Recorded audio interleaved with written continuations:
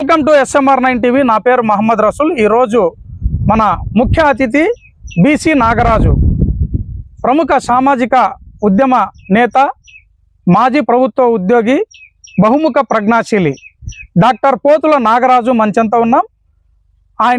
ఆయన అంతరంగాన్ని పరికించేటువంటి ప్రయత్నం చేద్దాం. నమస్తే నాగరాజు గారు. నమస్తే అండి. ఎలా ఉన్నారు? బాగున్నాం సార్. సార్ ఏంటి సార్, మీరు ఒక మంచి సామాజిక ఉద్యమ నేతగా, ఒక బీసీ నాగరాజుగా ముద్రపడింది అంటే మీ ఇంటి పేరు బీసీ నాగరాజా, లేకపోతే బీసీ నాగరాజు అనేటువంటి పేరు ఎందుకు వచ్చింది?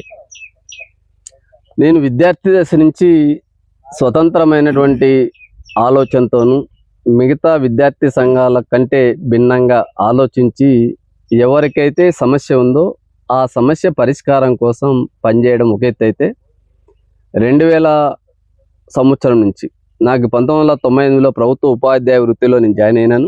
ఆ వృత్తిలో వచ్చిన తర్వాత ఒక చిన్న ప్లాట్ఫామ్ని బీసీ ఉద్యోగుల వేదికను ఏర్పాటు చేసుకొని రాష్ట్రంలో విస్తృతమైనటువంటి సేవల్ని, ఆ వర్గ సమస్యల కోసం నిరంతరం గలం ఇప్పడం, పాలక వర్గాలని ప్రశ్నించడం, ఆ సమస్యల పరిష్కారం కోసం నా ప్రయాణం కొనసాగించడం వల్ల సమాజంలో బీసీ నాగరాజుగా ముద్ర అనేది వచ్చింది. మా ఇంటి పేరు పోతుల నాగరాజు, మా స్వగ్రామం బుక్కచెర్ల, మా అమ్మ నాన్న కూడా చిన్న వ్యవసాయ కుటుంబానికి సంబంధించినటువంటి వారు. కాబట్టి మాకు ఎవరికి కూడా రాజకీయ నేపథ్యం లేదు, ఉద్యమాల నేపథ్యం లేదు.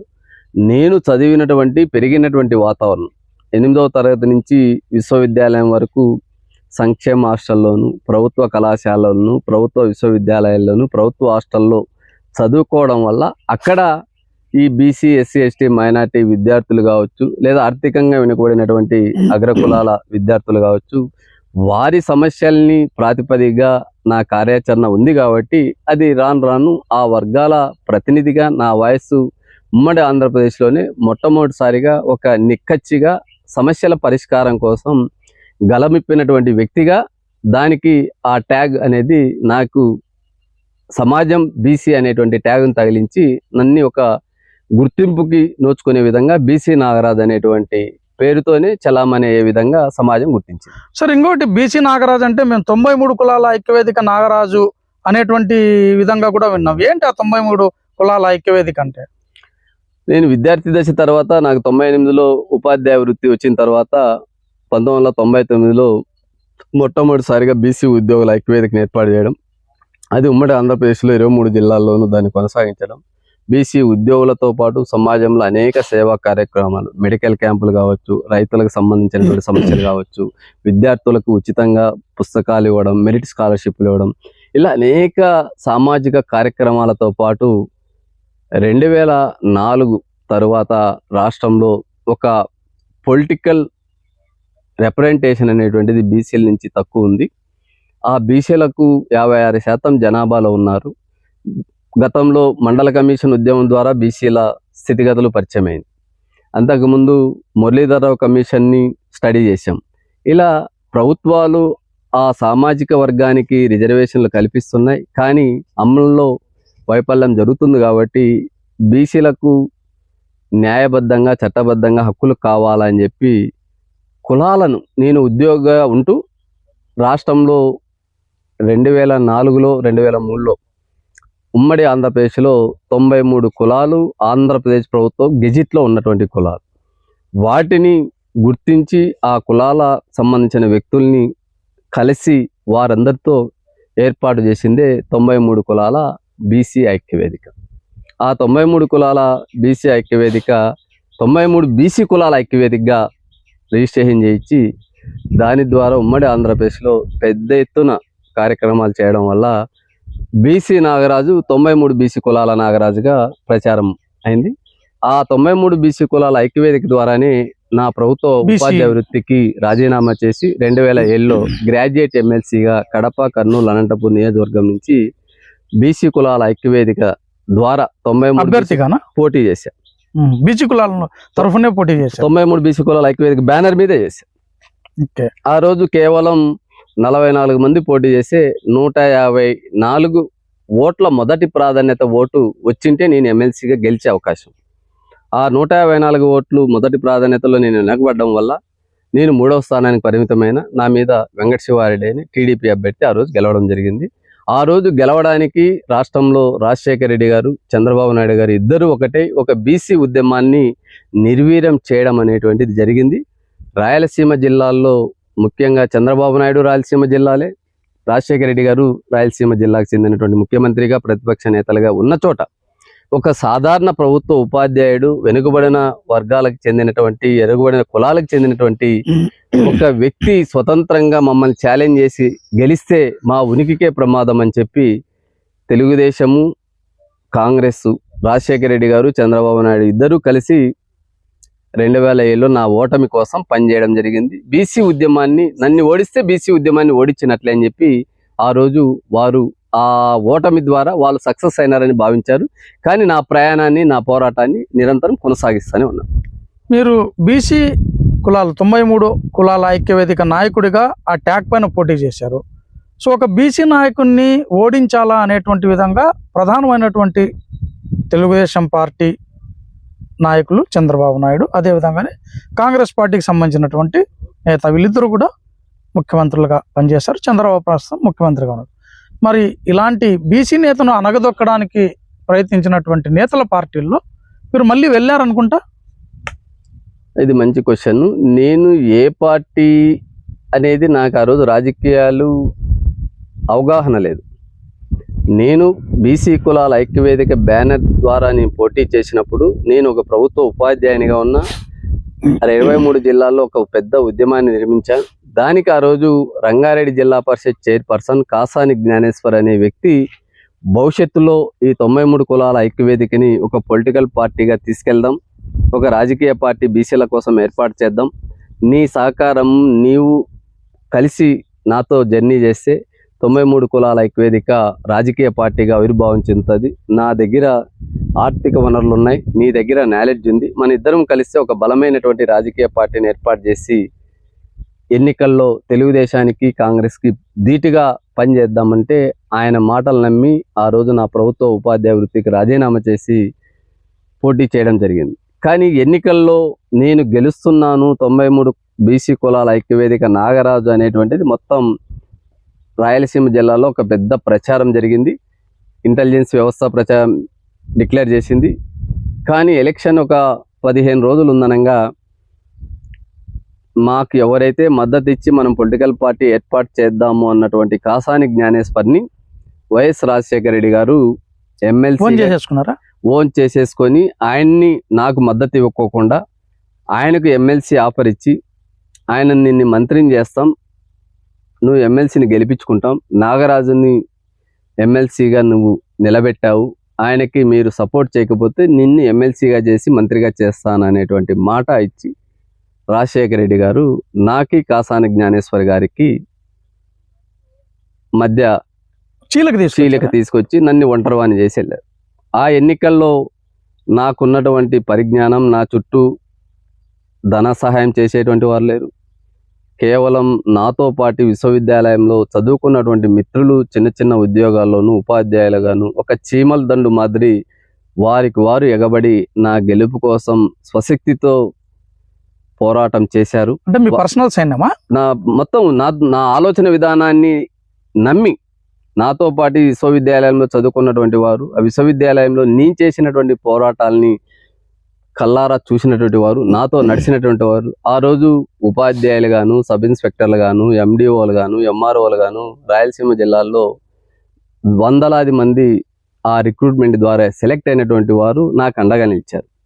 అందుకే ఆ ఎన్నికల్లో కాసాని జ్ఞానేశ్వరు నన్ను వదిలిన, రాజశేఖర రెడ్డి గారు కుట్రలు పన్నిన, చంద్రబాబు నాయుడు గారు కుట్రలు పన్నిన, గెలుపుకి కేవలం ఒక వ్యక్తిగా 154 ఓట్ల దూరంలో ఆగిపోయినానంటే అది నా వెనకున్నటువంటి, నన్ను నమ్ముకున్నటువంటి బీసీ ఉద్యమ నాయకులు కావచ్చు, బహుజన ఉద్యమ నాయకులు కావచ్చు, ఆ రోజు విశ్వవిద్యాలయంలో చదువుకున్నటువంటి విద్యార్థులు ఉద్యోగులుగా నాకు సహకరించినటువంటి విధానం కావచ్చు, ఆ రోజు గ్రాడ్యుయేట్స్ నా ఉద్యమాన్ని అర్థం చేసుకోవడం వల్ల ఆ స్థాయికి వచ్చాను. అయితే మీరు ప్రభుత్వ ఉపాధ్యాయుడిగా పనిచేస్తున్నారు, ఒకవైపు బీసీ వర్గాలకు సంబంధించినటువంటి నేతగా ఎదుగుతున్నారు, బీసీలకు సంబంధించినటువంటి ఉద్యోగ వర్గాలు, బీసీలకు సంబంధించినటువంటి నాయకుడిగా మీరు పోరాటం చేస్తున్నటువంటి సందర్భంలో మీరు ఒక్కసారిగా ప్రభుత్వ ఉద్యోగాన్ని వదిలేస్తే భవిష్యత్ ఏంటి అనేది మీకు అనిపించలేదా? ఒకవేళ ఎన్నికలు అనేటువంటివి ఒకరినే విజయాన్ని చేకూరుస్తాయి, మరొకరికి అపజయాన్నే ఇస్తాయి. ఇలాంటి సందర్భంలో ఏదైనా పొరపాటు జరిగితే నా భవిష్యత్ ఏంటి, కుటుంబం కూడా ఉందనుకుంటా మీరు. సో ఏంటి పరిస్థితి అని ఒక ఆలోచన రాలేదా? అదే నాగరాజుకు ఉన్నటువంటి గొప్ప లక్షణం. భవిష్యత్తులో రేపు అనేది నేను ఎప్పుడు ఆలోచించను. ఒక ఉద్యమానికి కావచ్చు, ఒక వ్యక్తికి సహాయం చేయాలన్నా, ఒక నమ్మినటువంటి దానికోసం ఎంతకైనా వెళ్ళేటువంటి మనస్తత్వం ఉన్నటువంటి వ్యక్తిగా నేను జీరో నుంచి వచ్చా. నేను ఇంతకు ముందే చెప్పాను, నా ఫ్యామిలీ ఎవరు పొలిటికల్గా లేదు, సామాజిక ఉద్యమాల్లో లేదు, చదువుకున్నటువంటి వారు కాదు. ఆ రోజు రిజైన్ చేసిన ఇప్పటి వరకు 2020 సెప్టెంబర్ 4వ తారీఖు మా ఫాదర్ చనిపోయాడు. నేను 2007లో ప్రభుత్వ ఉద్యోగానికి రాజీనామా చేసిన విషయము మా నాన్న చనిపోయినంత వరకు కూడా నేను ఉపాధ్యాయుడు అనే భ్రమల్లోనే బతికాడు. నేను రాజకీయాల్లో ఉన్నానని, నేనేదో రాజకీయాల్లో పోటీ చేస్తున్నాను తండ్రికి కూడా చెప్పలేదు, తండ్రికి చెప్పలేదు, మా తల్లికి చెప్పలేదు. నా భార్య డెలివరీకి వెళ్ళింది 2వ సంతానం కోసం. ఎవరికి చెప్పుకోకుండా నా సొంత నిర్ణయం తీసుకొని ఒక ఉద్యమం కోసం ఒక వ్యక్తిని నమ్మి, కాసాని జ్ఞానేశ్వర్ అనేటువంటి వ్యక్తిని నమ్మి, ఆయన బలంగా శ్రీమంతుడు, రేపు భవిష్యత్తు ఈ పార్టీ బలపడితే రాష్ట్రంలో ఉన్న పేదలకు, బలహీన వర్గాలకు, మిగతా సామాజిక వర్గాలకు మేలు జరుగుతుంది. ఆ మేలు కోసం నేను త్యాగం చేయడంలో పెద్ద నేనేమి నష్టపోయేది ఉండదు అని చెప్పి ఒక తెలియనటువంటి ఆలోచనతో స్టెప్ వేసా. మళ్ళీ అదే రాజశేఖర రెడ్డి గారు నన్ను ఏదైతే ఓడించడానికి చేసిన ప్రయత్నం సక్సెస్ అయ్యారో, మళ్ళీ ఆయన గొప్పతనాన్ని కూడా నేను ఇక్కడ మెచ్చుకోవాలి. ఏంటి ఆ గొప్పతనం? అదే రాజశేఖర రెడ్డి గారు నన్ను ఒక 5 times అడిగింటారు, నీకు మళ్ళీ నీ జాబ్ నీకు ఇస్తాను, నాగరాజు వెళ్ళి ఉపాధ్యాయ వృత్తిని చేసుకో అని చెప్పి చాలా గొప్పగా ఆయన రాజకీయం చేశాడు. ఆ రాజకీయాల్లో ఎవరైనా కూడా నేను ఆ స్థానంలోనూ కూడా అదే ఆలోచిస్తాను. అంటే ఒక ఆల్టర్నేటివ్ మూమెంట్ అనేది బలపడితే మా ఉనికికే ప్రమాదం అన్నప్పుడు, ఎందుకంటే 56% ఉన్నటువంటి బీసీలు రాజకీయంగా ఆర్గనైజ్ అయితే అది రాజశేఖర రెడ్డికి ప్రమాదం, చంద్రబాబు నాయుడికి ప్రమాదం. ఎందుకంటే ఆ 2 వర్గాలకు రాజకీయాలే బీసీ జీవితం, వారికి వెన్నుదన్ను బీసీలు. అలాంటి బీసీల నుంచి ఒక బలమైన నాయకుడు, ఇండిపెండెంట్ గా చదువుకున్నటువంటి విద్యావంతుడు, మాకంటే చదువులో గొప్ప, వారు ఆస్తుల్లో ఉండొచ్చు, రాజకీయ పార్టీలో ఉండొచ్చు, కానీ నేను చదువుకున్నటువంటి, నేను చేసినటువంటి సామాజిక ఉద్యమాల చరిత్ర వారిద్దరికీ లేదు. ఈరోజు రాజశేఖర రెడ్డి నేపథ్యం వేరు, చంద్రబాబు నాయుడు నేపథ్యం వేరు, వాళ్ళు పొలిటికల్ పార్టీలో ఎస్టాబ్లిష్ అయినటువంటి లీడర్లు. కానీ సామాజిక ఉద్యమాలు, విద్యార్థి ఉద్యమాలు, చంద్రబాబు కూడా యూనివర్సిటీ స్థాయి నుంచి విద్యార్థి, చంద్రబాబు నాయుడు రాజకీయము, యూనివర్సిటీ ఉద్యమాలు నా ఉద్యమంలో 10% కూడా లేదు. అది వేరే. ఒక విద్యార్థి, తెలుగు విద్యార్థితో ఎన్ఎస్యుఐఓ ఏఎస్ఎఫ్ఎఫ్లో పనిచేస్తే ఆ ఆర్గనైజేషన్ ఎస్టాబ్లిష్ ఆర్గనైజేషన్లో పనిచేయడం ఎవరికైనా ఈజీ. కానీ నాగరాజు విశ్వవిద్యాలయాల చరిత్రలోనే ఒక యుఎస్ఎఫ్ అనేటిది ఒక చరిత్ర, యునైటెడ్ స్టూడెంట్ ఫెడరేషన్ అనేటువంటిది యూనివర్సిటీల్లో సమూలమైనటువంటి మార్పులు తీసుకు, ఒక ఓన్ బ్యానర్ నేను క్రియేట్ చేసినటువంటి బ్యానర్. అది ఎస్కే యూనివర్సిటీ చరిత్రను తిరగరాసింది. ఆ రోజున్న ఏఎస్ఎఫ్, ఎన్ఎస్యుఐ, ఎస్ఎఫ్ఐ, ఏబీవీపీ ఏ విద్యార్థి సంఘం చేయలేనటి మంచి పనులు చేసి వేల మంది విద్యార్థులు నా ఎంట నడిచేటువంటి కార్యక్రమానికి యుఎస్ఎఫ్ ఉపయోగపడింది. ఆ యుఎస్ఎఫ్ ద్వారా ర్యాగింగ్ వ్యతిరేకమైనటువంటి కార్యక్రమం, మహాత్మా పూలే వర్ధంతి జయంతి కార్యక్రమం, డాక్టర్ బిఆర్ అంబేద్కర్ వర్ధంతి జయంతి కార్యక్రమం, భగత్ సింగ్, రాజ్దేవ్, సుఖగురు, అంటే ఈ కార్యక్రమాలు ఎప్పుడు ఎవరు చేయనటువంటి వినూత్నమైనటువంటి సేవా కార్యక్రమాలతో పాటు మహనీయుల యొక్క, అప్పటి వరకు అంబేద్కర్ వర్ధంతి జయంతి అధికారికంగా లేదు, మహాత్మా జ్యోతిబా పూలే అంటే రాష్ట్రానికి కాదు, ముఖ్యమంత్రి రాజశేఖర రెడ్డి కూడా తెలియదు ఆ రోజు. అలా సామాజిక ఉద్యమకారుల్ని పరిచయం చేస్తూ, విశ్వవిద్యాలయంలో ఉన్న సమస్యల్ని పరిష్కారం చేస్తూ, ఆ రోజు ఉన్నటువంటి ఆధిపత్య విద్యార్థి సంఘాలని, కుల రాజకీయాల్ని, రాజకీయ పార్టీల ఆధిపత్యాన్ని గండికొట్టి యుఎస్ఎఫ్ అనేది తలెత్తుకొని ఆ రోజు విశ్వవిద్యాలయంలో ఒక చరిత్రను తిరగరాసిన ఘనత ఉంది. కాబట్టి ఆ నేపథ్యంతోనే నేను ప్రజా జీవితంలోకి, బీసీ ఉద్యమంలోకి అడుగుపెట్టారు. ఒక బీసీ ఉద్యమం నేతగా మీరు బయటకు వచ్చారు. బీసీలు దాదాపుగా 93 కులాల బీసీలను, బీసీ వర్గాలను, బీసీ నేతలను వెంట తీసుకొని ఎమ్మెల్సీ ఎన్నికల్లో పోటీ చేశారు. అయితే తర్వాత క్రమంలో మీరు పొలిటికల్ పార్టీలోకి ఎంటర్ అయ్యారు. ఎందుకు ఆ బీసీ అనే ఒక ట్యాగ్ని పక్కన పెట్టి పొలిటికల్ పార్టీస్లోకి ఎందుకు వచ్చారు? ఇది మంచి క్వశ్చన్. ఎందుకంటే ఆ రోజు నేను స్వతంత్రంగా పార్టీ పెడతానని రాలే. నేను నమ్మినటువంటి వ్యక్తి, పార్టీ పెడదామనేటువంటి వ్యక్తి రాజశేఖర రెడ్డి గారి ప్రలోభాలకి ఆయన ఇచ్చిన ఎమ్మెల్సీ పదవి కోసం వెళ్ళాడు. నేను ఒక ప్రభుత్వ ఉపాధ్యాయ వృత్తిని వదులుకొని బయటికి రావడం, పోటీ చేయడం అది ఒక గొప్ప కార్యక్రమం. తిరిగి నేను ఒక పార్టీ పెట్టేటువంటి శక్తి సామర్థ్యాలు నా దగ్గర లేవు. కానీ ఆ రోజు నేను ఉద్యమంలోనే ఉన్నా. కానీ ఆనాడు తెలుగుదేశం పార్టీ జిల్లా నేతలు, నాకు తెలుగుదేశం పార్టీలో పరిటాల రవీంద్ర గారితో ఉన్న వ్యక్తిగత పరిచయం, సంబంధాలు, ఆయన చనిపోయిన తర్వాత ఈ జిల్లాలో ఉన్నటువంటి ఆయన పరిటాల సునీత గారు కావచ్చు, ఆ రోజు నాతో పాటు జర్నీ చేసి నేను విద్యార్థి నాయకునిగా ఉన్నప్పుడు నా వార్తలు రాసినటువంటి కాలువ శ్రీనివాసులు, ఈనాడు స్టాపర్గా ఉన్నటువంటి మిత్రుడు ఒక పార్లమెంట్ సభ్యుడిగా ఉన్నాడు, ఆ పార్టీ పాలిట్ బ్యూరోగా ఉన్నాడు. ఆయన మన శ్రేయస్సు కోరుతున్నారు. పరిటాల రవి గారు నాకు అత్యంత ఆత్మీయులు. ఆయన సతీమణి నాకు మంచి ఆత్మీయురాలు. ఇప్పుడు కూడా ఆమె, నేను ఒక కుటుంబ సభ్యునిగానే ఆ రోజు చూసేది. వీరిద్దరూ నన్ను తెలుగుదేశం పార్టీలో నీకు మంచి భవిష్యత్తు ఉంటుంది, నీకు రాప్తాడు ఎమ్మెల్యే టికెట్ ఎవరు పోటీ చేసేవాళ్ళేరు, నీకు మేము అండగా ఉండి మీకు టికెట్ ఇప్పించి నిన్ని మాతో పాటు ఎదిగే స్థాయికి తీసుకొస్తాం, మా మాట నమ్ము అంటే, ఆ రోజు నాకు ఇద్దరు సుదీర్ఘకాలం పరిచయం కాబట్టి వారి మాటలు నమ్మి నేను నా ఆర్గనైజేషన్ వదులుకొని ఆ పార్టీలో చేరడం. ఇక్కడ ఒక అంశం, మీరు పరిటాల రవి గారితో చాలా సన్నిహిత సంబంధాలు ఉన్నాయంటున్నారు. ఆయన సతీమణి మాజీ మంత్రి, ప్రస్తుతం రాప్తాడు ఎమ్మెల్యే, ఆమెతో కూడా మంచి సన్నిహిత సంబంధాలు ఉన్నాయని. ఇలాంటి సందర్భంలో రాప్తాడు నుంచి పోటీ చేసే పరిటాల సునీతను కాదని మీకు టికెట్ ఎలా వస్తుందని మీరు ఆశించారు? అప్పటి వరకు 2009లో రాప్తాడు అనేది బైఫర్కేషన్లో అయింది. కానీ పరిటాల సునీత అంతకుముందు గెలిచింది పెనుగొండ. మళ్ళీ నేను పెనుగొండ నుంచే పోటీ చేస్తాను. రాప్తాడుకి చాలా బలమైన బీసీ అభ్యర్థి కావాలా.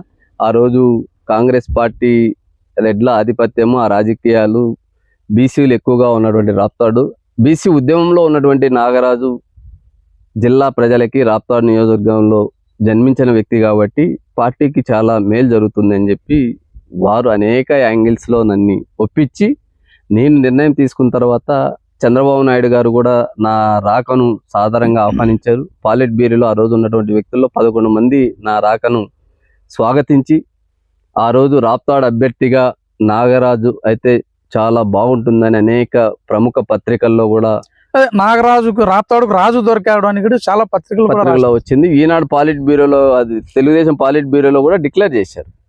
ఆ రోజు ఇప్పుడు రాజ్యసభ సభ్యులు సైఫుల్లా గారు ఆ రోజు వ్యతిరేకించిన నాగరాజు కాంగ్రెస్ పార్టీ వారితో అనుకూలంగా ఉంటాడు, రఘువీరెడ్డి గారికి అనుకూలంగా ఉంటారు, ఆయన్ని అలాంటి వ్యక్తిని తీసుకొచ్చి ఎమ్మెల్యే టికెట్ ఇస్తే ఇక్కడ ఉంటాడో లేదో గెలిచిన తర్వాత అనే అపనమ్మకాన్ని ఎల్లబురిస్తే పాలిట్ బ్యూరో సభ్యులంతా కూడా బలమైన వ్యక్తి మనకు అవసరం, యువకుడు, మీరు అలాంటి వ్యతిరేక మాటలు మాట్లాడద్దని చెప్పి అదే ఈనాడు పత్రికల్లో బ్యాక్ పేజీలో ఆ ఐటమ్ కూడా వచ్చింది.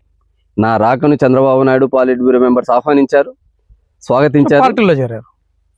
తిరిగి చేరడం లేదు. ఆ రోజు ఆ జరిగిన చర్చ అనేటువంటిది నన్ను ఎవరైతే ఆహ్వానించారో పరిటాల సునీత కావచ్చు, కాలువ శ్రీనివాసులు కావచ్చు, అగైన్ నాతో మళ్ళీ టాక్స్ జరపడానికి సుముఖంగా లేరు. ఎందుకంటే నాగరాజుని చంద్రబాబు నాయుడు ఆహ్వానించే స్థాయికి ఎదిగాడంటే రేపు మన ఉనికికి ఎలా ప్రమాదం ఏర్పడుతుంది. పార్టీలో చేరారు కదా టీడీపీ. రాప్తాడు మళ్ళీ 2009 ఆ ఎన్నికల్లో నేను పరిటాల సునీత గారు వ్యక్తిగతంగా ఆమె గెలుపు కోసం అవసరం ఉంది అని చెప్తే నేను జాయిన్ కావడం జరిగింది. పార్టీ నాకు ఫస్ట్ ఇచ్చినటువంటి ఆఫర్ వేరే, మళ్ళీ నేను చేరలేదు. ఆ రోజు సునీత గారు గెలుపోవటములు ఆ రోజు రాప్తాడు 2009లో నేను ఆ ఎన్నికల్లో సహకరించకపోతే ఆమె ఆ రోజు ఓడిపోయేది. ఇది అక్షర సత్యం.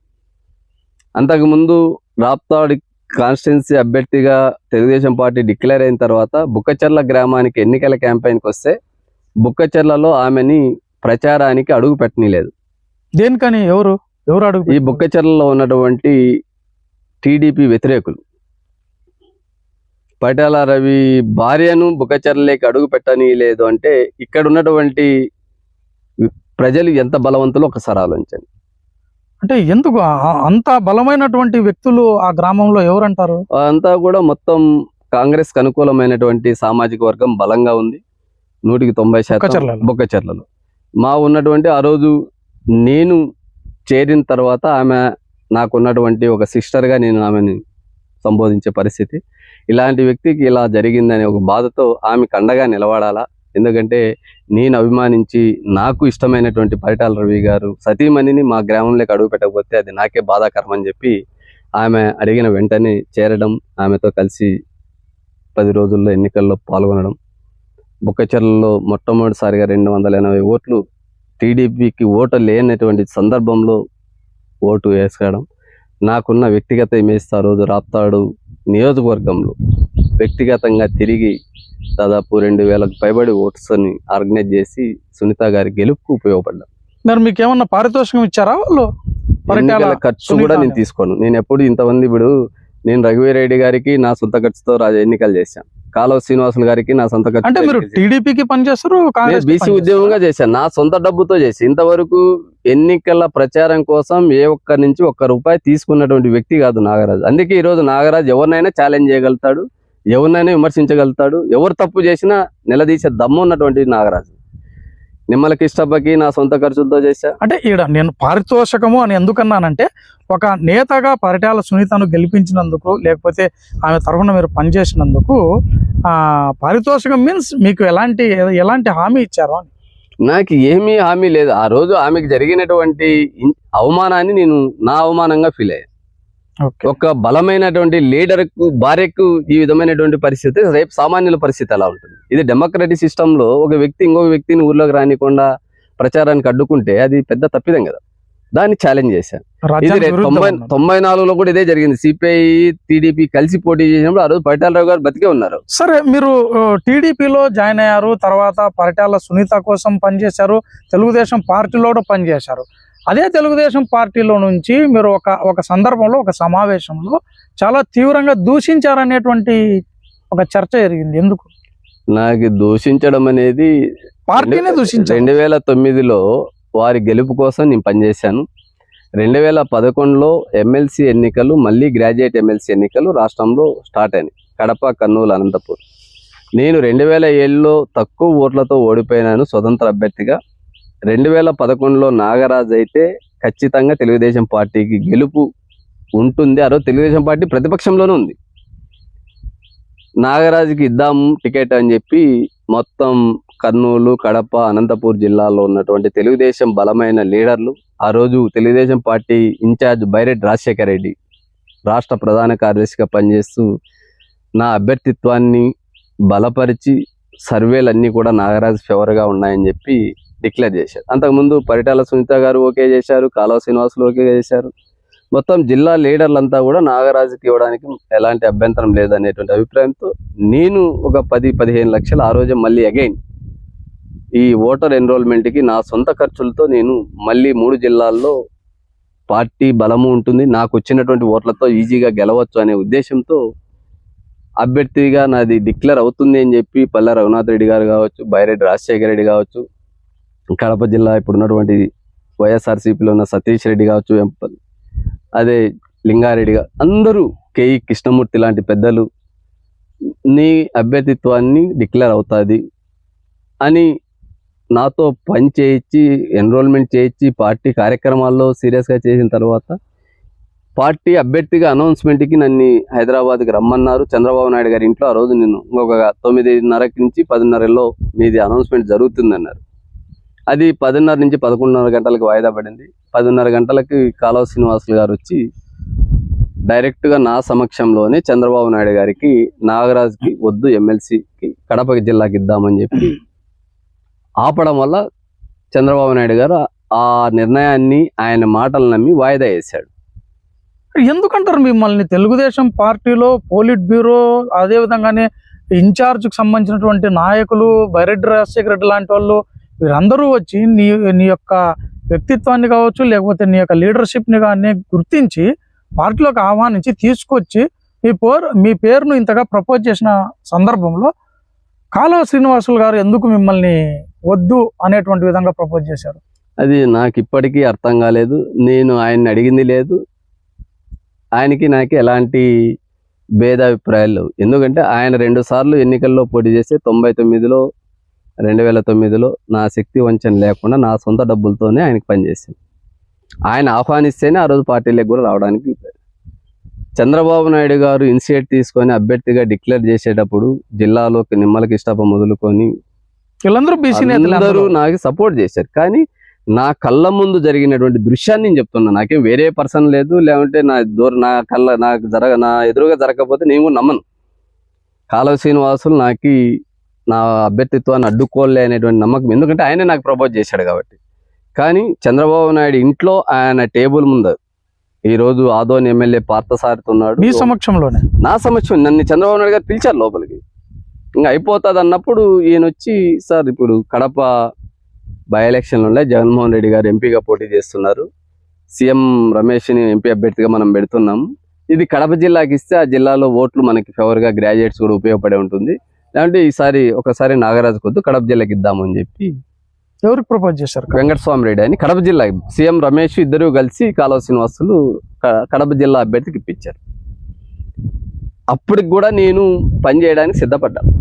ఆయన అభ్యర్థిత్వాన్ని డిక్లేర్ చేసిన అయినప్పటికీ తిరిగి ఆయన నామినేషన్ కార్యక్రమం ఏదైతే ఉందో దానికి నన్ను ఆహ్వానించకపోవడం అనేది నాకు బాధ కలిగింది. ఎందుకంటే అనంతపూర్ జిల్లాలోనే నామినేషన్ గ్రాడ్యుయేట్ ఎమ్మెల్సీ అభ్యర్థిది, తెలుగుదేశం పార్టీ అభ్యర్థిగా వెంకటస్వామి రెడ్డి నామినేషన్ వేస్తున్నాడు. నన్ను ఆహ్వానించకపోగా నేను ముందు ఎన్నికల్లో కేవలం 154 ఓట్లతో ఓడిపోయాను. అలాంటి అభ్యర్థిని పరిగణలోకి తీసుకోవడం, మళ్ళా గ్రాడ్యుయేట్ ఎమ్మెల్సీ ఎన్నికలు నేను నా సొంత ఖర్చులతోనే వెంకటస్వామి రెడ్డికి సపోర్ట్ చేస్తానని మాట ఇచ్చాను. నామినేషన్కి ఎందుకు ఆహ్వానించలేదంటే కాలువ శ్రీనివాసులు గారు వద్దన్నారు అని వెంకటస్వామి రెడ్డి చెప్పారు. ఎందుకు కాలువ శ్రీనివాసులకు మీరంటే అంత వ్యతిరేకత భావం వచ్చింది? అది ఏమో ఆయన అడగాలి, ఆయన కూడా ఉన్నారు కదా, ఆయన కూడా ఒక జర్నలిస్టే. మరి నేను ఆయన్ని మనసులో ఏముందో నేనేం అడగలేను. ఆయనకి నేను సహాయం చేశా కానీ ఆయన ఏం నాకు సహాయం చేయలేదు. కాబట్టి ఆయన ఏదో ఒక బలమైన కారణం ఉంటుంది కదా. నేను బలమైన నేతను అంతే. ఈ జిల్లాలో ఎవరైనా చెప్పినా బీసీ నాయకుడు అంటే నాగరాజే. ఎవరు బీసీలు కార్డు వాడుకుంటున్నారు. ఏ కులంలో పుట్టినా బీసీల కోసం వారి గొంతు లేదు, వారి కార్యాచరణ లేదు, వారి మాటలు లేవు, వారి ప్రయత్నం లేదు. ఆ కులాన్ని వాడుకొని బీసీ కార్డును వాడుకొని ఆ పార్టీలో పదవులు పొందుతున్నారు. కానీ నాగరాజు ఏ పార్టీ అయినా దమ్ముగా ఎదుర్కొని బీసీల పక్షాన్ని నిలబడి బీసీలకు ఏం జరిగినా అది కొట్టడానికైనా కొట్టించుకోవడానికైనా సిద్ధం. నేను ఒక విశ్వవిద్యాలయంలోనే రౌడీగా న్యాయం వైపు నిలబడ్డాం. కొట్టించుకుంటానికి కూడా సిద్ధం అన్నప్పుడు నేను రౌడీ కాదు కదా, న్యాయం కోసం, ఆ సమస్య కోసం. అట్లా నేను యూనివర్సిటీ విద్యార్థిగా 3 సంవత్సరాలు అయితే నా మీద 72 కేసులు ఎలా నమోదైనాయి? మరి నేను రౌడీ కాదనే, నాకు రౌడీ షీటర్ ఓపెన్ చేయలేదే. అంటే కొట్టడానికైనా నేను సిద్ధం అన్నాను. ఆ సమస్య పోయినప్పుడు వారు జరుగుతున్నప్పుడు అలా చేశాం కాబట్టి బీసీ నాగరాజు అని ముద్ర పడింది. వారికి ఆ నేపథ్యం లేదు కదా. రెడీమేడ్ యాడో జర్నలిస్టుగా ఉన్న వ్యక్తికి ఒక గొప్ప అవకాశం పార్టీ ఇచ్చింది. ఆయన ఒక్కసారిగా మాలాంటి వాళ్ళంతా కృషి చేసి ఆయన సాధించడం వల్ల ఉన్నత స్థానానికి ఎదిగాడు. ఆయనకి నా గెలుపు కోసము, నా కోసం నిలబడినటువంటి వారిని ఎదగించాలా, సహకరించాలంటే నాకు ఆ స్థానం మొదట్లో నాకు ఉండాలి. మరి నన్ను ఎందుకు తిరస్కరించాడో, ఎందుకు రిజెక్ట్ చేశాడో అది నా కళ్ళ ముందు జరిగింది కాబట్టి ఆ బాధ నీతో పంచుకుంటున్నా. ఆయనకి నాకు వ్యక్తిగతంగా ఎలాంటి భేదాభిప్రాయం. మీ రాజకీయ జీవితానికి కాలువ శ్రీనివాస్ గండి కొట్టారంటారా? నేను అది చెప్పక నేను ఇంకా బలంగా తయారైతే ఆయనే నాకు గండి కొట్టాడానికి, ఆయన చేత ఏం కాదు. నేను ఇంకా బలమైన నేతగా ఎదుగుతాను. మరి ఎందుకు పార్టీని దూషించి లీడర్ల మధ్యలో పార్టీలో దూషించి బయటకు వచ్చారు? మీ చేతగాని తనం అనేది లీడర్షిప్ కంటే ఒక ఫైర్ ఉన్న వ్యక్తికి, ఒక బలం ఉన్న వ్యక్తిని లీడర్ గా ప్రమోట్ చేస్తారు. అక్కడ ఆ స్థాయి లేదు కాబట్టి మీరు పార్టీకి బరువు అని చెప్పి ఆ రోజు.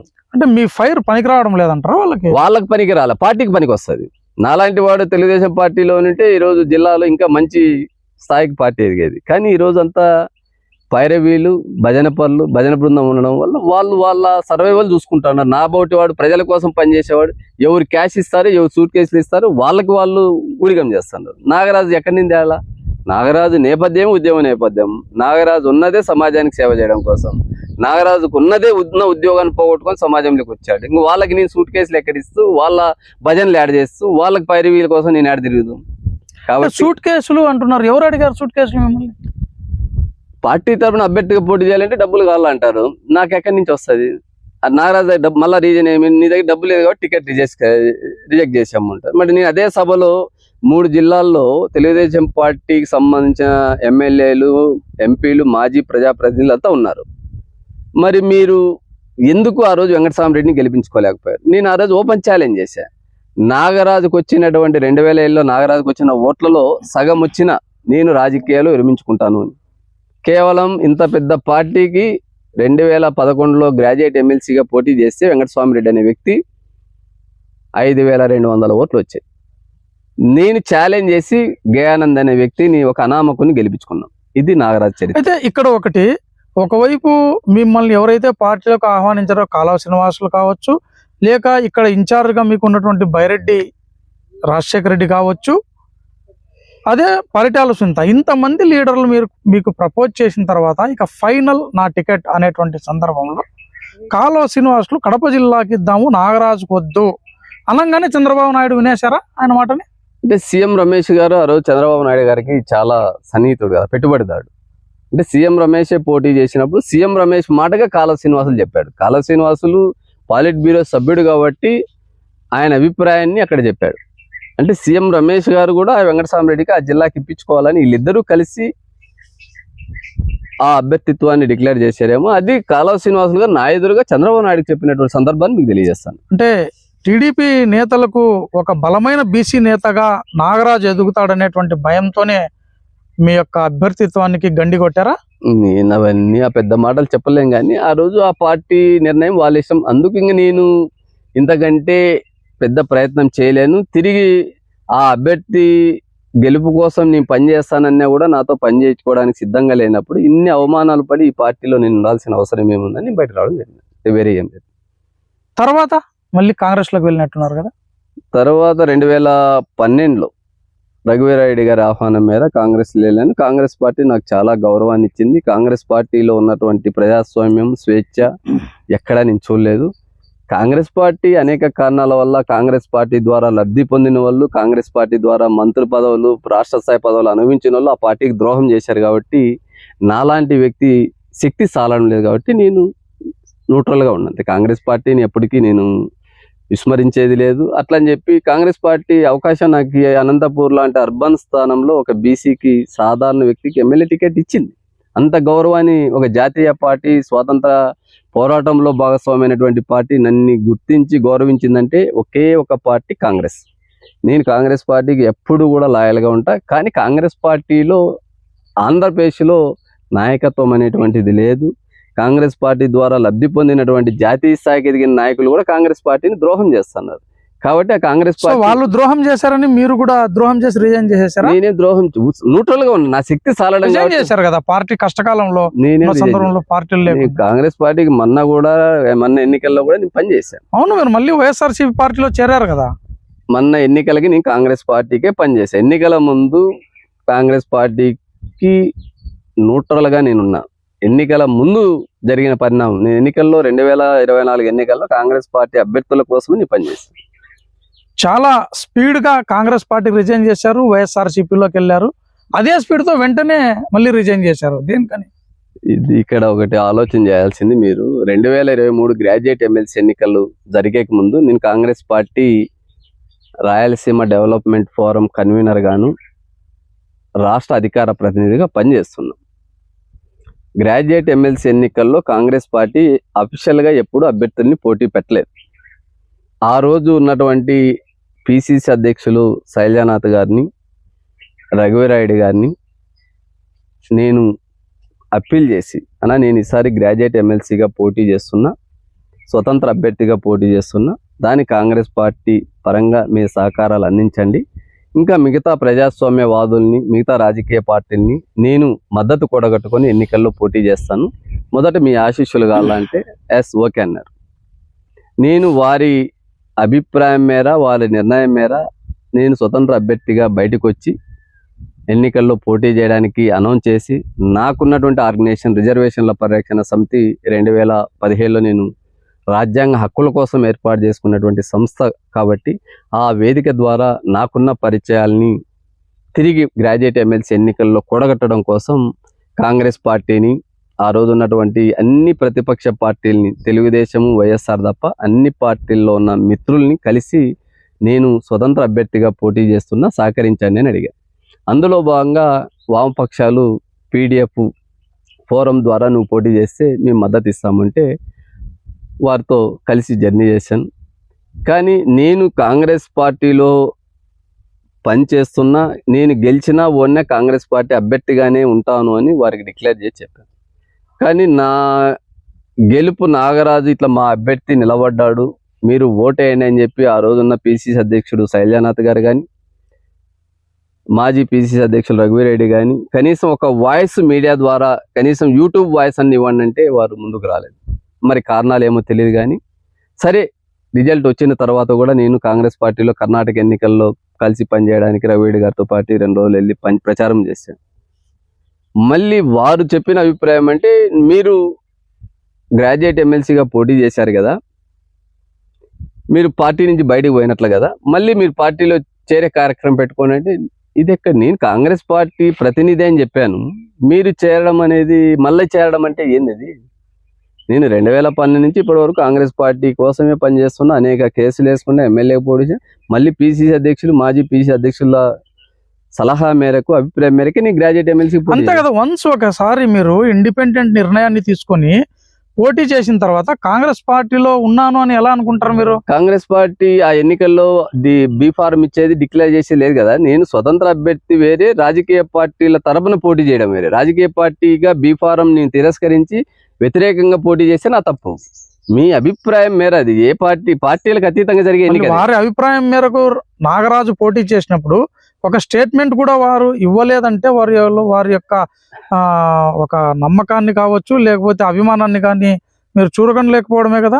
అది వాళ్ళు చెప్పిన తర్వాత నువ్వు మాట ఇచ్చి నువ్వు నమ్మకం నిలబెట్టుకోవద్దు, నా తప్పు కాదు. మాట ఇచ్చి చేతులు ఎత్తేసారు. అది చేతులు ఎత్తేసారు, ఇద్దరు చేతులు ఎత్తేసారు. ఇవన్ రఘువరెడ్డి ఒక వాయిస్ ఇలా, శైలజానాథ్ ఇవ్వలే. మరి ఎందుకని వాళ్ళిద్దరు నాకు అత్యంత ఆప్తులు. మరి వారే నన్ను దెబ్బతీసాం, నేను ఎవరిని దెబ్బతీయాలి? నేను ఎవరికి చెప్పుకోవాలి నా బాధ? మరి ఎందుకని వైఎస్ఆర్సీపీ పార్టీలో చేరారు? వైఎస్ఆర్సీపీలో అనేది ఇది ఒక ట్రాజిడీ. నేను ఇంతమంది నన్ను, జగన్మోహన్ రెడ్డి మీకు మాజీ ముఖ్యమంత్రి జగన్మోహన్ రెడ్డి ఆ రోజు సీఎం గా మీకు కండ వేశారు కదా. ఆ జరిగిన పరిణామాల తర్వాత నేను ఇంటికి పరిమితమైన. ఎప్పుడైతే కాంగ్రెస్ పార్టీ పెద్దలు ఆ పార్టీని బలోపేతం చేయాలనే ఆలోచన వాళ్ళకి లేదో, మరి నా మీద ఏదన్నా ద్వేషం ఉందో తెలియదు కాబట్టి నేను నా యాక్టివిటీస్కి పులి స్టాప్ పెట్టి ఇంటి దగ్గర ఉన్నా. అప్పుడు వైఎస్ఆర్సీపీ రాప్తాడు ఎమ్మెల్యే ప్రకాష్ రెడ్డి, నేను చిన్ననాటి మిత్రులం. ఇది ఇక్కడే, వాళ్ళకి 2 కిలోమీటర్ల దూరమే. నేను ఎన్నికల్లో నేను వైఎస్ఆర్ పార్టీలోకి వస్తానని కానీ, లేకపోతే ప్రకాష్ రెడ్డి ఎమ్మెల్యే అయినా నాకు సహాయం చేయమని నేను ఏ రోజు అడగలేదు. హామీ ఇచ్చారా మీకు వైఎస్ఆర్సీపీ పార్టీ? ఆయన నన్ను అప్రోచ్ చెయ్యి, నువ్వు పార్టీలోకి వస్తే మనమంతా కలిసి ఉన్నాం, నీకు మంచి భవిష్యత్తు ఉంటుందంటే, నేను అప్పటికే ఇంతమంది నన్ను దెబ్బతీశారు. ఒకవైపు వామపక్షాలు నన్ను వాడుకొని వారు టీడీపీకి అమ్మడబోయారు, నన్ను దెబ్బతీశారు. నాతో దాదాపు 2.5 కోటి ఖర్చు పెట్టించి ఎన్నికల్లో దివాలా తీయించారు. గెలవాల్సిన అభ్యర్థిని అప్పుల పాలు చేశారు. ఇక్కడ నేను పనిచేసిన, నేను నమ్ముకున్న కాంగ్రెస్ పెద్దలు కనీసం ఏం జరిగిందో నన్ను పరామర్శించలే. కనీసం మళ్ళీ పార్టీలో పనిచేస్తానంటే మళ్ళీ కండువ జాయినింగ్ పెట్టుకో అని చెప్పి, అంటే మిమ్మల్ని చేర్చుకోవడానికి సిద్ధంగా లేరు. సిద్ధంగా మళ్ళీ డేట్ పెట్టుకోవాలంటే నేను ఉన్నాను, ఉంటే లేకపోతే లేదు. మీరు మళ్ళీ మీ మాదిరి పార్టీలు, నేనేం మారలేదు. స్వతంత్ర అభ్యర్థిగా పోటీ చేసి పార్టీ గెలిచినా పోనీ కాంగ్రెస్కి ఓటుగా ఉపయోగపడుతుంది కాబట్టి వాళ్ళు పరిగణలోకి తీసుకోలే. ఇలాంటి సందర్భంలో ప్రకాష్ రెడ్డి, అనంత వెంకటరామరెడ్డి నా మీద ఒత్తిడి తీసుకొస్తే, నాకు ఆ రోజు వాళ్ళు ఇచ్చినటువంటి ఆఫర్, ఒక ఎమ్మెల్సీ 2025లో ఎమ్మెల్సీ ఇస్తాం, ఇప్పుడు ఏపీ ఐఏసీ కానీ స్టేట్ లెవెల్లో ఒక మంచి కార్పొరేషన్ చైర్మన్ చేస్తామంటే, సరే ఇంతమంది నన్ను తిరస్కరించినప్పుడు వీళ్ళు ఆఫర్ ఇస్తున్నారు, నేను నా పొలిటికల్ జర్నీ బాగుంటుందేమో. నాకు జగన్మోహన్ రెడ్డి గారు అంతకుముందు మంచి మిత్రుడు. పదవీ కాంక్షతో పోయారనమాట. పదవీ కాంక్షతో కాదు, నేనున్న స్ట్రగుల్లో నాకు పదవీ కాంక్ష అనేది ఇప్పటికీ లేదు, ఎప్పటికీ లేదు. ఆ రోజు నేను ఆర్థికంగా దెబ్బతిన్నాను, మానసికంగా దెబ్బతిన్నాను. నన్ను పరామర్శించి పలకరించేటువంటి వ్యక్తులు లేరు. నా కుటుంబ నేపథ్యం అది కాదు. నా పిల్లలకు, నా భార్యకు, నా తల్లిదండ్రులకు నేను సమాధానం చెప్పుకోలేని పరిస్థితి. ఇలా క్రైసిస్లో నేను కొట్టుమిట్టాడుతున్నప్పుడు ఒక మిత్రుడుగా నాకు ఇచ్చి అన్ని విధాలా నీకు అండగా ఉంటాను అన్నప్పుడు, సరే ఎవరైతేనేమనేటువంటి నా సిద్ధాంతాలని, నా విధానాలని మర్చిపోయి నా బాధల నుంచి బయటపడడానికి ఇది ఒక అవకాశంగా బాగుంటుంది. నేను మంచి జర్నీ చేసి నేను మంచిగా ఉంటే నా చుట్టూ ఉన్న వారికి సహాయం చేయడానికి, నన్ను నమ్మి నష్టపోయిన వారికి నా సహాయం చేయడానికి, నా పొలిటికల్గా ఒక బలమైనటువంటి యువకుడు ముఖ్యమంత్రి జగన్మోహన్ రెడ్డి, 153 మంది ఎమ్మెల్యేలు ఉన్నటువంటి పార్టీకి నా అవసరమేం లేదు. ఎక్కువగా ఎమ్మెల్యేలను చేశాడు. నాకు మంచి మిత్రుడు. రాజశేఖర్ రెడ్డి ఎంత కుటుంబ పరంగా నాకు సన్నిహితము, జగన్మోహన్ రెడ్డి కూడా జగన్ అని పిలుచుకొని, నేను 94-98 వరకు యూనివర్సిటీలో నాయకుడిగా ఉన్నప్పుడు జగన్మోహన్ రెడ్డితో నాకు చాలా దగ్గర సంబంధం ఉంది. జగన్ అని పిలిచే, నేను ఇప్పటికీ జగన్ అని పిలిచేవారు, నేను జగన్ అని ఇప్పటికీ సంబోధించేది, ఈవెన్ చేరిన రోజు కూడా. అంత చనువున్న వ్యక్తితో కలవడం అనేది, ఒక బలమైన వ్యక్తితో కలవడం అనేది, ఇంతమంది తప్పులు చేసినప్పుడు నాదేం పోతాదిలే అనే ఒక నిర్లిప్తత, ఒక నమ్మకం నన్ని ఆ వైపు లాగింది. కానీ అదే గౌరవాన్ని జగన్మోహన్ రెడ్డి గారు నాకు ఇచ్చారు. ఒక ముఖ్యమంత్రి స్థాయిలో నాకు ఏ లీడర్కి ఇచ్చారో లేదు కానీ నాకు అంత గౌరవం ఇచ్చారు. భుజం తట్టాడు, భుజం తట్టి నాతో నడిచాడు. కానీ నన్ను తీసుకెళ్లిన వ్యక్తులు, మీరు అతనితో నడిచారా, మీరే అతనితో నడిచారు? నాతో ఆయన నడిచాడు, ఆయన చేరిన సందర్భంలో. అది నా స్థాయి. కాబట్టి అలాంటి గౌరవాన్ని పొందిన, కానీ ఆ గౌరవాన్ని చూసి జీర్ణించుకోలేని వ్యక్తులు ఎవరైతే నన్ను చేర్చించారో వాళ్ళకి ఆ సన్నివేశాన్ని జీర్ణించుకోలేక, ఒక ముఖ్యమంత్రిగా నాగరాజుకి ఇచ్చిన గౌరవాన్ని జీర్ణించుకోలేక దెబ్బతీశారు. ఆ కుట్ర ఎక్కడ జరిగింది ఇంతవరకు అర్థం కాలేదు. నేను బయటకు వచ్చేది. అంటే కాంగ్రెస్ వైఎస్ఆర్ పార్టీలో చేరిందే కానీ మళ్ళీ ఆ పని చేసింది లేదు, మాట్లాడింది లేదు. ఆ పార్టీ కోసం వాళ్ళు చెప్పిన వాగ్దానం సాయంత్రం లోపల ఏపీఐఎస్ ఏదైతే చైర్మన్ ఉందో డిక్లేర్ చేయమని చెప్పి ధనంజయ రెడ్డికి చెప్పారు జగన్మోహన్ రెడ్డి గారు. అది సాయంత్రం 6 నెలలైనా ఆ పోస్ట్ యాడుంది ఇప్పటికి తెలియదు. ప్రభుత్వమే గాలికి కొట్టుకొని. అంటే మరి మళ్ళీ పరిస్థితి ఏంటనేది మీరు ఫాలోఅప్ చేసుకోలేకపోయారా? అపాయింట్మెంటే లేవు. ఇంకా మళ్ళీ మనం పిలిచిన అభ్యర్థి ఫోన్ ఎత్తకపోతే ఇంకెవరు? అంటే తోపుదుర్తి ప్రకాష్ రెడ్డి మీ ఫోన్ ఎత్తలేదా? 100 సార్లు ఫోన్ చేసినా ఫోన్ ఎత్తలేదు. ఎందుకని? ఏమో ఆయనకి తెలియాలి. ఇప్పుడు ఆయన కూడా లైవ్ లో ఉన్నాడు కదా. అయితే ఒకటి, నాగరాజుకి ఒక నిశ్చలమైనటువంటి మనస్సు లేదు, నిలకడ లేదు, నోరు దుబారా, పార్టీల్లో నాయకుల్ని చాలా తీవ్రంగా విమర్శిస్తాడు అనేటువంటి విధంగా ఒక చర్చ ఉంది. నాకు వ్యక్తిగతంగా ఎవరి మీద ద్వేషం లేదు. ఇప్పుడు ప్రకాష్ రెడ్డి ఉన్నాడు, నాకు మిత్రుడు. నేను ప్రకాష్ రెడ్డిని పోయి ప్రకాష్ నీ పార్టీలో చేరుతాను, నాకు అవకాశం కల్పించు, నాకు సహాయం చేయమంటే నేను జీవితకాలం ఆడ పని చేసుకుంటుంటా. నా ఇంట్లో నేనుంటే నీ అవసరాల కోసం నన్ను మోటివేట్ చేసి నన్ను వాడుకొని నాకే ఆశ కల్పించి చేర్చుకున్న తర్వాత వదిలిపెడితే తప్పు నాదే ప్రకాష్ రెడ్డిదే? మరి ప్రకాష్ రెడ్డి పెద్ద లీడర్ కాదు కదా. 2007లో నేను స్వతంత్రంగా 2 సార్లు పోటీ చేసి, ఎన్నిసార్లు పోటీ చేసి స్వతంత్రంగా ఈ రోజు చెప్తున్న జిల్లాలో ప్రకాష్ రెడ్డికి కావచ్చు, ఇంకా పెద్దారెడ్డికి కావచ్చు, స్వతంత్రంగా నాగరాజు మాదిరి బయటకు వచ్చి పోటీ చేయమను. 1000 ఓట్లు వస్తే వాళ్ళ కాళ్ళ కింద దొరుకుతా. ఈవెన్ గ్రాడ్యుయేట్ ఎమ్మెల్సీ ఎన్నికలు జరుగుతాయి. మళ్ళీ అగైన్ ఛాలెంజ్ చేస్తున్నా 2028లో మళ్ళీ ఇదే ఆంధ్రప్రదేశ్లో కడప, కర్నూలు, అనంతపూర్, రాయలసీమ గ్రాడ్యుయేట్ ఎమ్మెల్సీ ఎన్నికలు జరుగుతాయి. పార్టీ బ్యానర్ లేకుండా నాగరాజు మా దమ్మున్న లీడర్ ఎవరైనా, అది తెలుగుదేశంలో కావచ్చు, వైసీపీలో కావచ్చు, ఏ పార్టీలో అయినా కావచ్చు, పార్టీ ప్రమేయం లేకుండా పోటీ చేసి నాకంటే 10 ఓట్లు ఎక్కువ తెచ్చుకుంటే నేను రాజకీయాలు శాశ్వతంగా వదిలిపెట్టి వాళ్ళకి సేవ చేసుకుంటాను. మరి ఇలాంటి నాగరాజుకు మొదటిసారి ఎమ్మెల్సీగా పోటీ చేసినటువంటి విధంగా రెండోసారి ఎమ్మెల్సీగా పోటీ చేసిన సందర్భంలో ఓట్లు ఎందుకు తగ్గాయంటారు? మరి ఓట్లు పెరిగాయి కదా, తగ్గాయని ఎవరన్నారు? సెకండ్ టైం నేను 2007లో పోటీ చేసినప్పుడు 14,500 ఓట్లు నాకు. 2023లో చేసినప్పుడు 20,500 ఓట్లు. ఎన్ని ఓట్లు పెరిగాయి? 6,500 పెరిగాయి. 2 ప్రధాన పార్టీలు, ఒక పార్టీ 34 కోట్లు, ఒక పార్టీ 24 కోట్లు ఖర్చు పెట్టినప్పుడు నాగరాజు పెట్టింది ఎంత? నాగరాజు ఎన్నికలకు డబ్బు పంచలే. మరి ఆ రోజు నాగరాజు సామర్థ్యం ఏంటి? అయినా నాగరాజు నమ్ముకొని 20,000 మంది ఓట్లు, గ్రాడ్యుయేట్ ఓట్లు ఉన్నారంటే నాగరాజు ఆశమాషి కాదు కదా. ఒక వ్యక్తికి నమ్ముకొని అన్నికంటే ఓట్లు ఎంతమంది ఎలా వస్తాయి? నాకేం పార్టీ లేదు కదా. పెరిగాయంటారు? పెరిగాయి, ఇంకా పెరిగాయి. 6,500 ఓట్లు పెరిగినాయి. నన్ని మోసం చేసిన వామపక్షాలు నన్ను దెబ్బతీసాయి. వాళ్ళు టీడీపీకి అమ్మడబోయారు, టీడీపీ అభ్యర్థికి అమ్మడబోయారు. వామపక్షాలు కూడా, వామపక్షాలే దెబ్బతీసింది. లేకపోతే వామపక్షాలు నాగరాజు కలిసి ఉంటే ఎన్నికల్లో గెలవాలా? పీడీఎఫ్ అభ్యర్థిగా మద్దతు ఇచ్చినటువంటి సిపిఐ, సిపిఎం నన్ను దెబ్బతీసి చంద్రబాబు నాయుడుతో చేతులు కలిపాయి. అందుకు అందరూ కలిసి నాగరాజుని దెబ్బతీశారు. నాగరాజుని ఎవరిని తిట్టాడు, ఎవరిని ఏమనాలా? నాగరాజు మనిషే కదా. మరి 93 కులాల యొక్క ప్రజలను, వాళ్ళ అభిమానాన్ని చూరగొన్నానంటారు. మరోవైపు టీడీపీలో ప్రధానమైనటువంటి నాయకులందరూ కూడా నన్ను ప్రోత్సహించారు, పార్టీలో చేరమని చెప్పారంటారు. మరోవైపు కాంగ్రెస్ లో కూడా అదే లీడర్లు చేర్పించుకున్నారు. వైసీపీ, వీళ్ళందరూ కూడా ఎందుకు? అది నాకే అర్థం కావడం లేదు.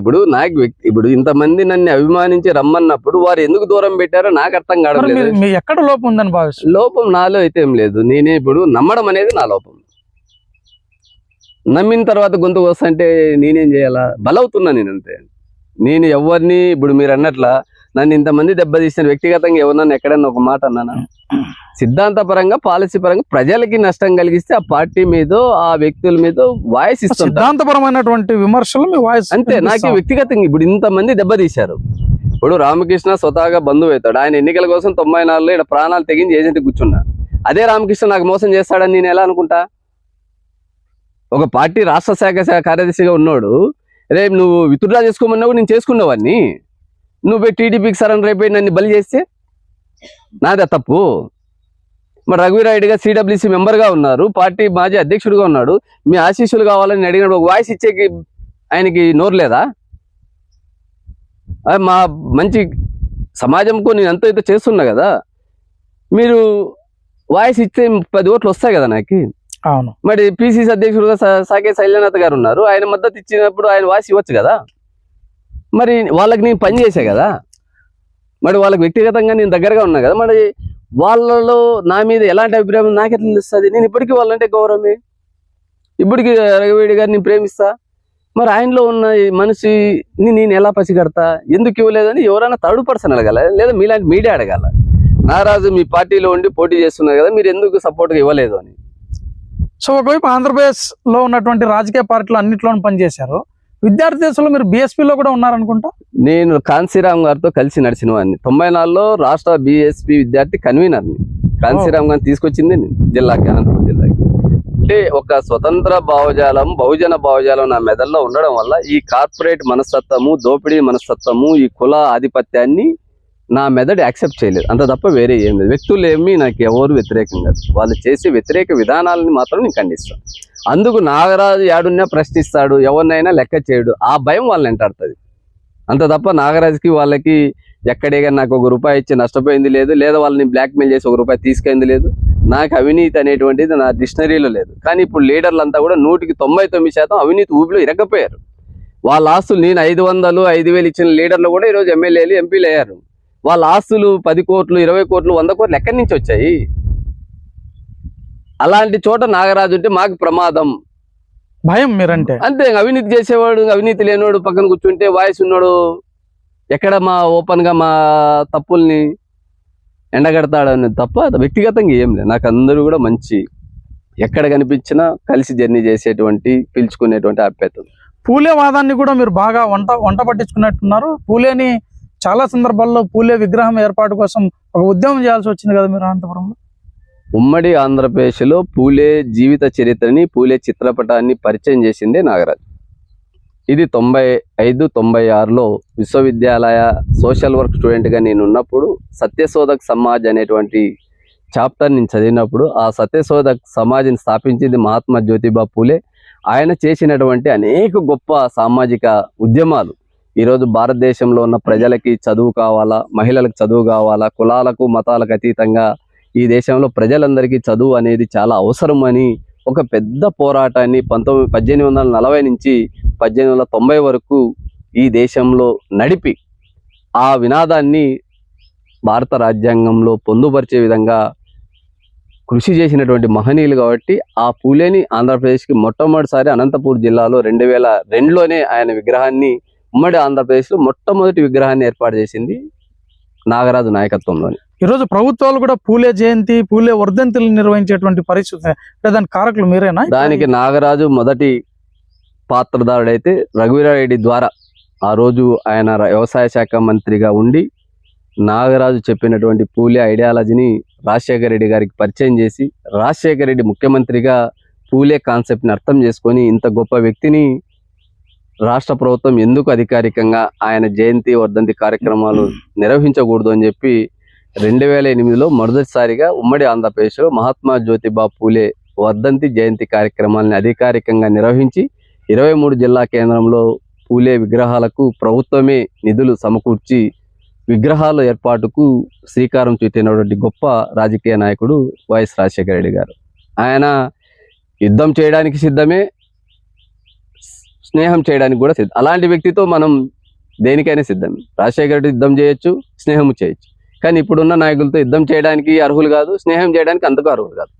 అంటే ఒక నాగరాజుగా, ఒక ప్రభుత్వ ఉద్యోగిగా, ఒక మాజీ ప్రభుత్వ ఉద్యోగి, టీచర్గా మీరు ఉద్యమ దిశగా నడిచారు, విద్యార్థి రాజకీయాల్లో ఉన్నారు, ప్రధాన శ్రేణి రాజకీయ నేతగా వచ్చి ఎమ్మెల్సీగా పోటీ చేశారు, ప్రజల మన్ననలు పొందారు. ఇలాంటి సందర్భంలో మీరు ఒక పూలే వాదాన్ని కానీ లేకపోతే ఇప్పటికీ పూలే పూలే అనేటువంటి మీ యొక్క వాయిస్ ఆ బీసీ వర్గాల కోసం మాత్రమే అంటారా? ఇదే చాలా మంది చదువుకున్న విద్యావంతులు, మేధావులు పూలే అంటే బీసీలకు సంబంధించిన వ్యక్తి కాదు, మొత్తం భారతదేశానికి సంబంధించిన. ఈరోజు భారతదేశం విశ్వవ్యాప్తంగా ఎడ్యుకేషన్ సిస్టంలో డెవలప్ అయిందంటే పూలే వేసినటువంటి బీజం. ఈరోజు మామిడి చెట్టును నాటితే నాగరాజు ఒకటే తింటాడు మామిడికాయలు. ఆ మామిడి పండ్లు తినాలనేటువంటి తపనున్న వాళ్ళంతా కూడా మామిడి రకరకాల బ్రీడ్స్ని తయారు చేస్తున్నారు. అట్లా ఎడ్యుకేషన్ సిస్టంలో కూడా ఇంత టెక్నాలజీ, ఇంత టెక్నికల్ ఎడ్యుకేషన్. ఆ రోజు అక్షరాలు భారత సమాజానికి పరిచయం చేసినటువంటి వ్యక్తి ఆ రోజు బీసీలకు కాదు, మొత్తం భారతదేశంలో ఒక బ్రాహ్మణ సామాజిక వర్గం తప్ప మిగతా సామాజిక వర్గాలకు చదువు కొనేటువంటి పరిస్థితి లేదు. చదువుకుంటే దుర్మార్గమైనటువంటి శిక్షలు అమలయ్యేటివి. ఆ శిక్షల నుంచి సమాజాన్ని విముక్తి చేసి భారతదేశంలో ప్రజలందరికీ, మహిళలకు, దళితులకు, గిరిజనులకు, పేదలకు, ప్రతి పౌరునికి విద్య అనేది అవసరం అనేది ఆయన గుర్తించి ఆ విద్యను పరిచయం చేసినటువంటి గొప్ప మహనీయుడు. కాబట్టి ఆయన బాటలో నేను నడుస్తున్నా. కులం లేదు ఇక్కడ. మహాత్మా జ్యోతిబా పూలే అనేటువంటి వ్యక్తి, మహాత్మా అనేటువంటిది బిరుదు. రియల్ మహాత్మా గాంధీ మహాత్ముడు కాదు. ప్రపంచంలో మొట్టమొదటి మహాత్మా బిరుదు పొందినటువంటి, వేలాది మంది సమక్షంలో బిరుదు అంకితం ఇచ్చినటువంటి వ్యక్తి, పొందినటువంటి వ్యక్తి జ్యోతిబా పూలే. మహాత్మా అనే బిరుదు పొందినటువంటి గొప్ప మహనీయుడు. అలాంటి వ్యక్తిని సమాజం గుర్తుపెట్టుకోవాలని చెప్పి ఆయన ఆలోచనని, ఆయన విగ్రహాలని, ఆయన రచనల్ని సమాజానికి నా చేతనైన స్థాయిలో పరిచయం చేస్తున్నాను, అంత తప్ప బీసీ అని కాదు. ఒకవైపు మీరు 93 కులాల వేదికగా పరిచయం అయినటువంటి నాగరాజు రాజకీయ నాయకుడిగా, విమర్శకుడిగా, సద్విమర్శకుడిగా ఇలా అనేక రకాలైనటువంటి చర్చ మీ పైన నడుస్తున్నటువంటి సందర్భంలో మీరు రిజర్వేషన్ పరిరక్షణ కోసం, రిజర్వేషన్ పోరాట నేతగా కూడా ఒక బ్యానర్ని ఏర్పాటు చేశారు కదా. ఇప్పుడు మొదట యుఎస్ఎఫ్ 95లో ఎస్కే యూనివర్సిటీ, 94లో బిఎస్పి విద్యార్థి విభాగం రాష్ట్రకం. అవన్నీ తెలియకోకుండా, అనుకోకుండా జరిగిన వయసులో జరిగినటువంటి సంఘటన.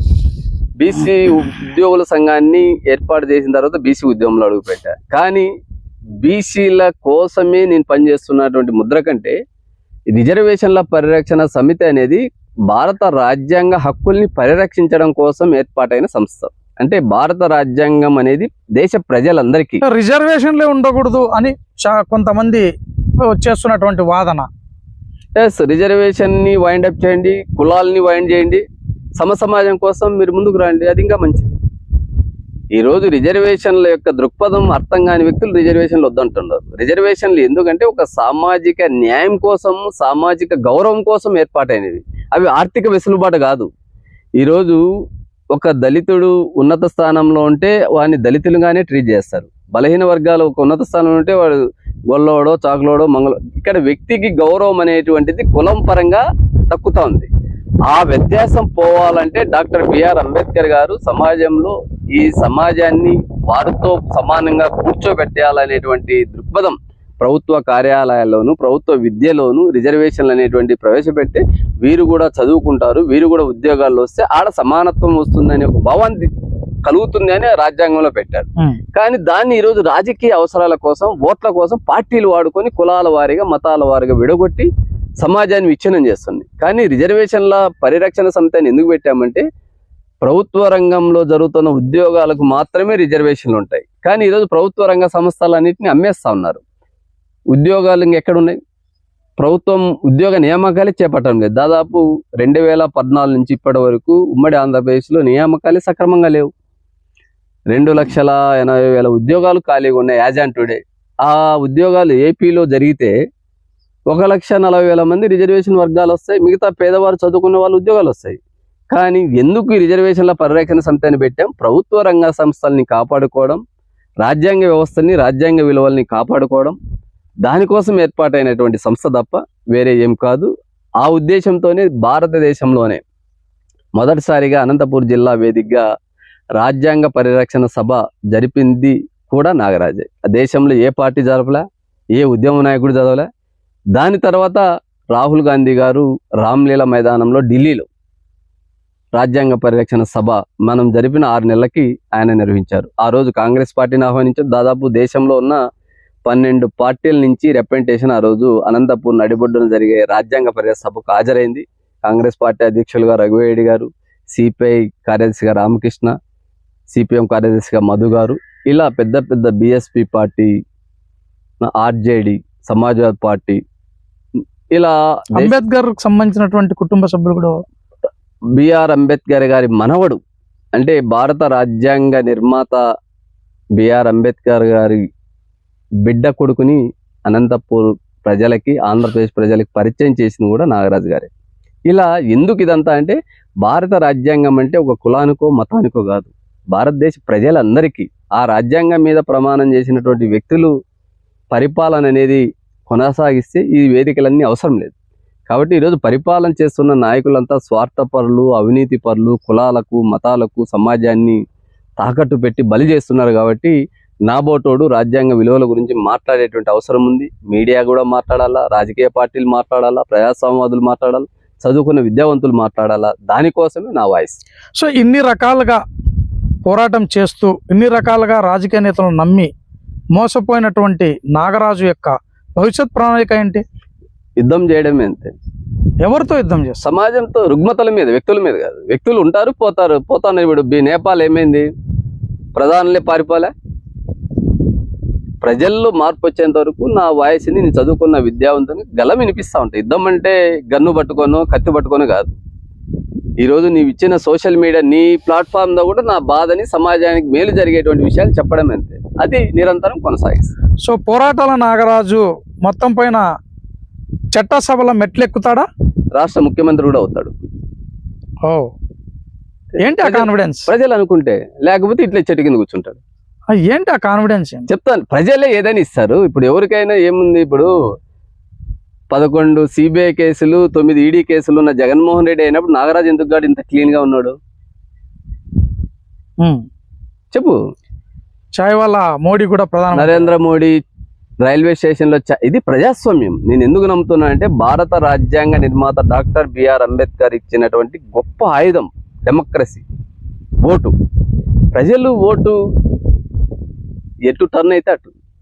ఏముంది, ఎవరైనా ఏమైనా కావచ్చు. పొద్దు నరేంద్ర మోడీ 3 సార్లు రాష్ట్ర ముఖ్యమంత్రిగా, 3 సార్లు దేశ ప్రధానిగా, అంటే ఇది ప్రపంచంలో ఏ నేతకి దక్కని గౌరవం. నేను ఒక విశ్వవిద్యాలయ విద్యార్థి నాయకుడిగా, ఉద్యోగ సంఘ నాయకుడిగా, కుల సంఘాల నాయకుడిగా, భారత రాజ్యాంగాన్ని క్షుణ్ణంగా పరిశీలించిన వ్యక్తిగా, ఒక డాక్టరేట్ చేసినటువంటి వ్యక్తిగా, 30 ఏళ్ళ ఉద్యమ నేపథ్యం, 30 ఏళ్ళ రాజకీయ పార్టీలు స్థితిగతులు, నాయకుల స్థితిగతులు చూసినోని నేను ఎందుకు కాకూడదు? అవుతా. కలిసి రావాలి, ప్రజలు నన్ను ఆదరించాలి, ఏమైనా కావచ్చు. థ్యాంక్ యూ నాగరాజు గారు.